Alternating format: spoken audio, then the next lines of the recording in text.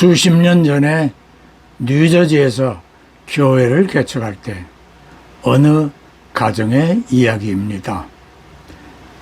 내외는 두 아이가 있는 성도였는데 번번이 부부 다툼이 일어났고 어느 겨울 눈이 펑펑 쏟아지는 밤중에 부인이 전화가 와 가출을 해서 어느 버스 정류소에 있는데 저희 집으로 데리고 오늘 밤을 재워달라고 할 정도였습니다. 그러더니 얼마 후 남편이 가출을 하자 부인은 아이들과 함께 캘리포니아로 가면서 집안의 가구와 사용하던 집기들을 모두 부셔버리고 마당에 쓰레기로 내어버린 채 집을 비워버렸습니다. 한참 지난 후 남편이 전화로 울먹이면서 아내가 집을 비우고 아이들과 함께 떠나버려 돌아갈 집이 없게 되었다고 호소를 하였습니다.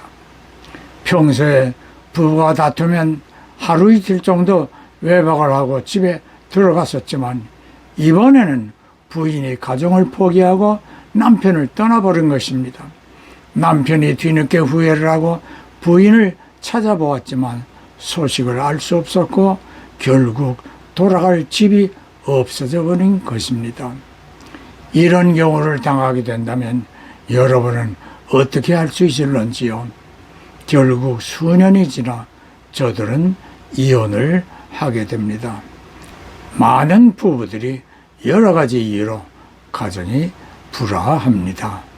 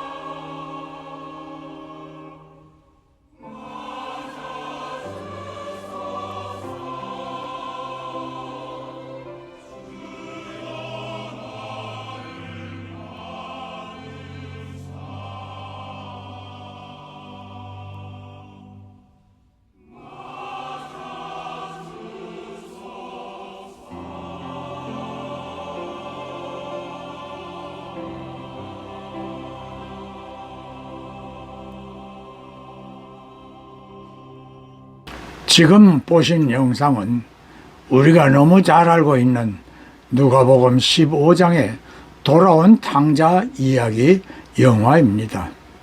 장남과 달리 제 멋대로 살아온 둘째 아들은 어느 날 아버지를 졸라 자기 몫의 유산을 받아 아버지의 집을 떠났고 외국에 가서 생활을 위한 사업할 생각은 아니하고 못된 불량배들을 만나 저들의 꾀임에 넘어가 물려받은 유산을 허랑방탕하게 주색으로 소비하게 됩니다. 몇 년이 안 되어 돈이 다 떨어지자 주변에 몰려있던 불량배들은 모두 떠나고 사람 취급조차 받지 못하게 됩니다.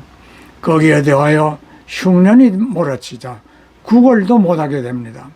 어찌하여 돼지치기로 일자리를 얻어 일은 하지만 흉년이 심하니 수당도 못 받고 음식이라고 돼지가 먹을 쥐엄열매를 주었으며 잠자리도 따로 없이 돼지 오물 냄새 속에서 쪼그리고 자야 했지요. 배는 고프고 잠도 돼지떼와 같이 하니 사람의 몰골이 아니었습니다. 밤하늘의 달을 쳐다보며 고향의 아버지 집을 생각합니다. 내 아버지 집에는 음식이 풍부하고 매일 좋은 옷으로 치장하며 살던 그때를 그려보며 눈물을 흘리면서 집을 떠난 일을 후회해 봅니다. 내 아버지 집에는 음식이 넘쳐나가 있는데 나는 여기서 굶어 죽는구나. 돌아가자 아버지 집으로. 아들 취급을 안 해주어도 굶어 죽게야 하겠는가. 어서 돌아가자. 완전히 거짓골이 된 자신을 돌아보며 아버지 집으로 돌아갑니다. 아들이 집을 나간 이후 아버지는 아들이 반드시 돌아오리라고 여기고 매일 아침부터 저녁까지 동네 입구를 바라보며 돌아올 아들을 기다렸습니다. 몇 년 후 어느 날 저녁 무렵 동네 입구에 거지 모습의 사람이 힘없이 걸어오는 것을 보았습니다. 단번에 아버지는 아들임을 알아보고 내 아들이 살아 돌아온다고 소리치며 그를 향하여 달려가 거지도 상거짓거리는 아들을 덥석 안아주었습니다. 이 탕자에겐 앞에서 이야기한 부부의 불화 가운데 가정을 깨뜨리고 아이들과 떠나버린 아내와 달리 돌아갈 아버지의 집이 기다리고 있었습니다. 사랑하는 성도 형제 자매 여러분, 히브리서 11장 16절에 우리가 이 땅에서 삶을 마치면 돌아갈 아버지 하나님의 영원한 집이 있다는 사실을 기억해야 합니다. 제가 3월 4일 1년 전 고관절 수술 결과를 확인차 의사를 방문 엑스레이 촬영을 한 바 왼쪽 고관절도 금이 나 있음을 발견하고 3일간 병원에 입원하여 중환자 취급을 받으며 수술 여부를 기다리다가 한 달간 관찰해보고 수술 여부를 결정하자고 의사가 결정하여 3일 만에 집으로 돌아왔습니다. 저는 감사의 기도를 하며 목이 메었습니다. 내게는 돌아갈 집과 내 아내가 있구나.